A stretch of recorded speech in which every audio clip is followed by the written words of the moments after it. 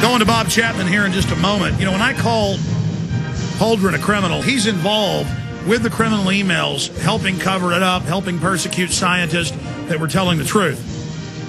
And he's involved wanting to bring in an economic system that will at least double our energy prices. That's only one facet of it. And will devastate American families for his own profit and Al Gore's profit. Now, if that isn't criminal, as Lord Monckton has said, they should all be arrested. And Lord Monckton wouldn't come out with that unless we had clear evidence. These people are despicable. Let's finish up with Holdren. Here it is. In which I talked about the possibility of a sea level rise in this century as much as 13 feet. That was based on scientific peer-reviewed publications that appeared in the early 2000s. Hit pause. That indicated that over And all of that data came from these 3 climate research units that are all together in the emails cooking the books. See, they keep saying, okay, forget ClimateGate, we have peer-reviewed journals that are based on the fraud. See, everything he says is a debunkable lie instantly when you know the facts. Back to Holdren. Geologic time in periods of natural climate change, there had been episodes in which the rate of sea level rise increased by as much as 2 to 5 meters per century, and that this could not be ruled out at the temperatures for which we were heading in the 21st century as a result of our activities. You're still 11 feet above what the IPCC was recommending. My time is almost up, and I'd just like to say that there's an awful lot of scientific McCarthyism, meaning name-calling, going on, because I quote from your email of October 13, 2003, saying, doing this will reveal that Soon and Baliunas are essentially amateurs in the interpretation of historical and paleoclimatology records of climate change. You're not dealing with their issue, you're calling them names. And I think we ought to get to the bottom of this without having the name calling. And I wish that that you, as the President's science advisor and a former employee of one of the most distinguished universities in the world, would be able to get beyond the name calling and get to it. My time is up and I yield back. I would be happy to answer all of the Congressman's questions if I'm allowed. You will be given enough time, but let me turn right now and recognize the gentleman from Washington State. Yeah, let's not let that information come out.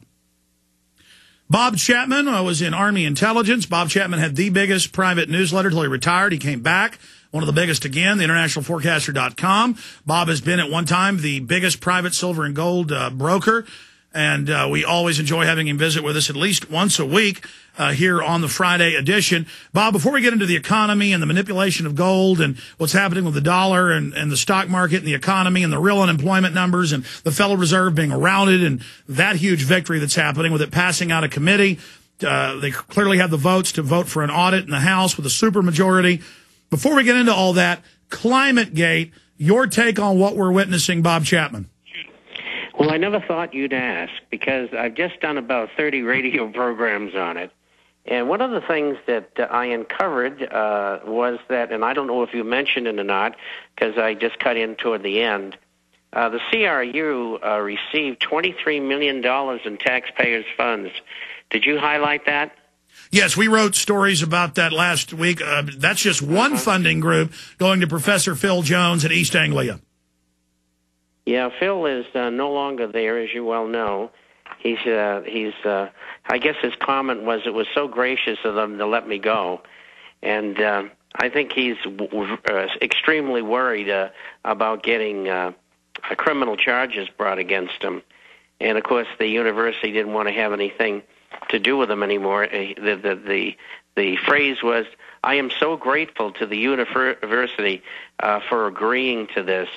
But anyway, it is. And that's, for those that don't know, Phil Jones is the head kingpin for the UN over all the universities getting this data together. This is the head guy caught with Holdren and everybody else engaged in fraud. Well, hopefully this will stop cap and trade and knock the Copenhagen meeting on its ear. And I don't know whether that'll happen, because these people are so arrogant. They don't care what happens. They do what they want to do. But I think we got them on the run here, and especially with Congress getting into it quickly the way that they have. It just shows you how criminal these people are. And, so we switch away from academic fraud to financial fraud. And the financial fraud, of course, is going on Wall Street. And the same fraudsters from Wall Street are the ones, Kinley and others and Madoff, that engineered this and are working with Al Gore and others. Break that down as a segue into the economy. Well, the whole thing is about taxation, and so is in Copenhagen. And they want to hit them on both of them.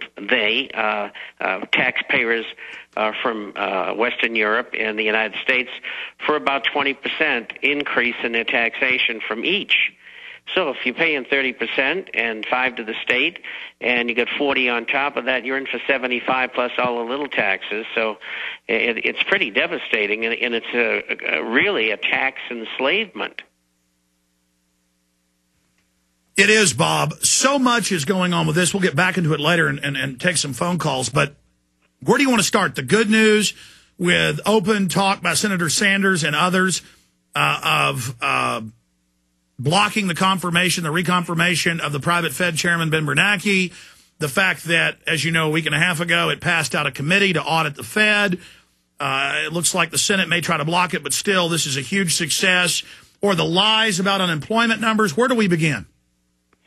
Well, the unemployment numbers are to be expected. And the scenario today, and I don't know if Ted is coming on later, but he would have something strong to say about this, but the unemployment numbers are totally bogus. I'll show you the coincidence of events that happened last Thursday when Dubai was announced. And, of course, they picked that day because the American market was closed. And they did that so that the market wouldn't fall 500 points. It only fell 150. And that was managing the Dow Jones Industrial and S&P and NASDAQ indexes, if you may. At the same time, they had gold for $50. It came back to a minus 12. The following day it went up, and then Monday the same. And then, of course, they came in today and attacked voraciously. They hit gold for $50 again like they did before. And they're not hitting the physical market. They're hitting it with derivatives. And they did the same thing with silver, but not in as big a way. And they have the dollar up almost a point today on the USDX index. This is all coordinated. The numbers come out. The numbers are phony. The Dubai thing, they knew about that for months. They just picked a date and coordinated all this together. And so what's going to happen? The dollar's going to go back down again because there's too many sellers out there. Gold and silver are going to go back up again, so it gives you a great opportunity to be a buyer when you wouldn't normally have this opportunity. And the stock market's going to start getting weaker again, and they'll paper Dubai over probably over the next several years. It looks to be that they're probably offside over there somewhere between $80 and $120 billion, which in the circumference of everything is really not a great amount. It might seem that it is, but nowadays when you have the Fed lending out $12.7 trillion, another $100 billion is easy to cover up. Well, let me stop you for a moment because you're an expert on this and I'm not. We had Dr. Paul Craig Roberts on 2 weeks ago, who, for those that don't know, is a former editor of the Wall Street Journal, former head of policy, Department of Treasury under Reagan. And he predicted on air that the dollar in the next few weeks would go back up because of this reverse carry trade that they have to cover themselves. And can you explain that to people? And that gold would go down for a while, but then go back up even higher because they can drive stuff down now as part of their manipulation, but they can't hold it down. That's true. And we brought this out, you and I, in this program a number of times. They affect the market for a day or two or three, and that's it. And it's the same thing with the currency market. Goodness, they trade over $4 trillion a day in the Forex, of which probably $2 to $2.5 trillion is in dollars. And so you try to manipulate that market more than one day, forget it. And it's got to be a coordinated effort where all of the bids on the other currencies in the USDX are hit. And then that's what they're doing. They're not making the dollar go up. They're making the other ones go down. The other ones being the pound, the yen, the Swiss franc, the Canadian dollar, and the British pound and the Swedish krona. And so they just hit the bids on them. And that was what the $500 billion currency swap was all about 6 or 7 months ago, because the other 5 nations that were involved receive dollars, and they take those dollars and they go in and buy treasuries with them, U.S. treasuries. At the same time, the foreign currencies that were received by the Federal Reserve, they take those foreign currencies and they go in and sell them, making the foreign currencies go down and making the dollar go up. That's the game they're playing. And that's what Chapman, you've said in the past, in the last few weeks, that's exactly what Roberts said. What's the time frame then for gold that's down $45 today? It's at 1,162. What's the best guess time frame on when it'll go back up and when the dollar's going to drop? Middle of next week?